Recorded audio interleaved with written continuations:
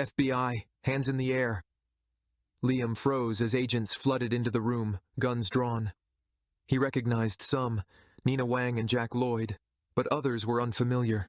Leon startled awake, his hands clutching Liam's shoulders in panic. "Hush," Liam whispered. "Step away from the Omega." Agent Jack's authoritative voice filled the room. Liam met Jack's sharp gaze, confused. "What's going on?" "You're under arrest for Omega trafficking," Jack replied, beginning to read Liam his rights. Leon sat frozen in shock, his wide eyes darting between the agents and Liam. Nina yanked Liam away from the bed, expertly cuffing his hands behind his back. Jack approached Leon, his movements careful. "It's okay," Jack assured Leon, guiding him away. A low growl escaped Liam's throat, but Nina tightened her cuffs. "Don't try anything," she warned, her tone sharp. Leon's voice trembled as he called out, "Liam?"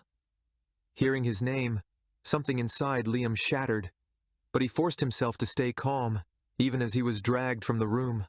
Outside, Liam managed to hiss at Jack. "What are you doing? You know I'm undercover." Jack's expression didn't waver. "Cooperate, Liam, or I'll shoot you in the leg," he said coldly. Liam stopped resisting, his mind spinning. He needed to trust Jack, needed to trust that Leon would be safe with them. Leon sat in the interrogation room, his hands clasped tightly together. He had been there for hours, ignoring the agents' questions, their promises, and even their threats. Jack and Nina had been kind when they brought him in, but the agent who took over, Daniel, was anything but. Daniel's approach made Leon's skin crawl, though he refused to show it. Eventually, Daniel snapped, slamming his hands on the table. "Rot here for all I care," he barked before storming out. Leon exhaled shakily. He could have answered their questions. He had no loyalty to the Takayamas or his father, but giving them the information they wanted would mean betraying Liam, and Leon couldn't bring himself to do that. He stared at the two-way glass, knowing they were watching. When Jack and Nina re-entered the room, Leon tilted his head, his usual defiance in place. "Why protect them?" Nina asked. "Did they threaten you?" "No one's threatening me," Leon replied, crossing his arms. "I just don't feel like talking." "Fine." "Leon," Jack continued, "we already have testimony from another slaved Omega. We're tying up loose ends now. Liam is one of those loose ends. Regardless of what you think of him, he's a mafia boss, a murderer. His hands are covered in blood." Leon looked away. "Those hands were gentle with me." Jack's expression softened. But before he could speak, Nina interrupted. "We weren't sure whether to tell you this, but Liam wasn't acting alone. He's been working with us." Leon's head snapped up. "What?" "He was undercover," Nina explained. "We went to him. We needed him to infiltrate the Takayamas. His role was to purchase someone from their auction to gather evidence." Leon's mind reeled. "So, he bought me just to get information?" "Yes," Jack confirmed, his tone gentle. "But his deal was contingent on treating whoever he brought back with care. And it seems like he did." Leon was silent, trying to process this truth. "I want to talk to him," he said finally. Liam was brought into the room under heavy guard. When his eyes met Leon's, a flicker of relief passed over his face. "Did they hurt you?" Liam asked, stepping forward despite the agent's warnings. Leon laughed bitterly. "Only my ears, with all their questions." Liam didn't smile. He cupped Leon's face gently, searching his eyes for answers. "So it's true?" Leon asked. "You were just pretending?" "Yes," Liam admitted, "but I never intended to hurt you." Leon studied him, his sharp gaze cutting through Liam's defenses. "What happens now?" Leon asked, turning to Jack. "Will you talk now?" Jack asked. "Yes, I'll tell you all the things I know about Takayamas," Leon said.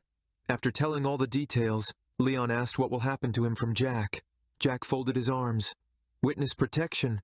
You'll be given a new identity and a safe place to live." Leon scowled. "What if I don't want that?" "You don't have a choice," Jack replied. Liam's voice cut through the tension. "He can stay with me." Everyone in the room turned to him in shock. Jack laughed. "You're serious?" "Yes," Liam said firmly, but Jack shook his head. "Absolutely not. Leon's safety is our priority." Leon, however, wasn't listening. He was watching Liam, his expression conflicted. "I can make my own decisions," Leon said, his voice strong. Then decide, Liam said, meeting his gaze. Leon hesitated, then smiled faintly. I'll think about it. For the first time, Liam felt a flicker of hope. As Liam left the building, he glanced back one last time. His heart felt heavier than it had in years. He'd done his part. He'd upheld his end of the deal. But as he climbed into his car, the image of Leon's blue eyes stayed with him, a reminder of what he'd lost. For now, he could only hope that Leon would find his way back to him. When Leon woke at his new apartment, his hand reached for the other side of the bed. It was cold and empty. He told himself he was searching for his mother, but deep down, he knew better. The witness protection program had set him up in a motel while they worked on creating a new identity. At least he'd been allowed to keep the name Leon. He couldn't stop thinking about Liam, the man who had saved him, and how he'd treated him with care. Leon had always been a survivor, someone who ran when things got tough. But Liam had changed that. For the first time, Leon had someone worth running to. So, Leon came up with a plan. He decided to directly apply for a job at Liam's organization, Wang and Cooperation, and made a phone call there to apply. Wang and Cooperation, how can I assist you today? Leon took a breath before answering. Hi, I'd like to apply for the receptionist position. It took forged documents, fake recommendations, and a carefully constructed backstory. But Leon got the job. Unfortunately, it wasn't at Liam's main office. It was at one of the subsidiary buildings. Still, Leon figured it was only a matter of time before Liam visited. To Leon's surprise, his first encounter wasn't with Liam, but with Liam's cousin, Min Wang. So you're the new guy? Min asked, sitting across from Leon in the office. I've heard you're dedicated, smart, and hard-working. Leon shifted uncomfortably. Why am I here, sir, in your office? Min sighed.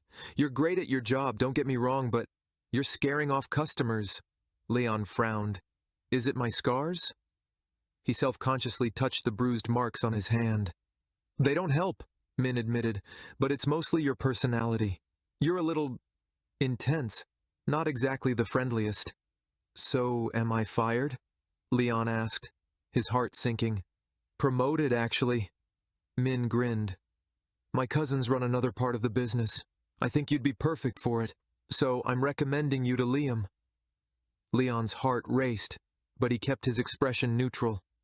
When do I start? It wasn't that simple. Leon had to pass several tests, meet with senior staff, and undergo skill assessments before he was introduced to Shirley, Liam's most trusted bodyguard. Shirley was in beta.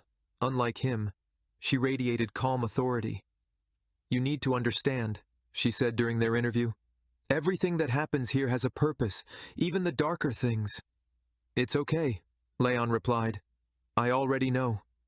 Shirley raised an eyebrow, intrigued.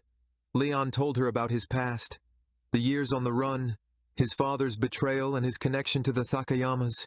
He left out his history with Liam. After a long silence, Shirley finally said, You seem like a good fit, but loyalty is everything here. Can we count on yours?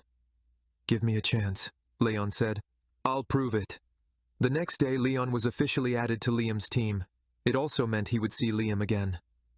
At Wang's penthouse, Liam woke alone, the emptiness beside him a stark reminder of Leon's absence. One night with the Omega had been enough to make Liam crave more. He cursed himself for his weakness as he dressed for the day, pulling on his black suit and fixing his tie. The elevator ride to his office was quiet, but the moment the doors opened, he knew something was wrong. The receptionist's desk was empty, and the building felt silent. Before Liam could react, a hand clamped around his neck, and a gun was pressed to his temple. Stay quiet, growled Agent Daniel. Liam stiffened but obeyed.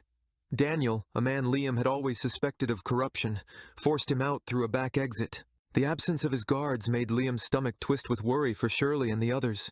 He was shoved into a black van, bound and gagged, but Liam quickly freed himself. Just as he prepared to jump out from the van, a voice crackled through a speaker. One wrong move and your pretty bodyguard pays the price, the voice said. Liam froze, his mind racing. What makes you think I care about my guards? He replied. There was a chilling laugh. Then you won't mind if I start with her ear?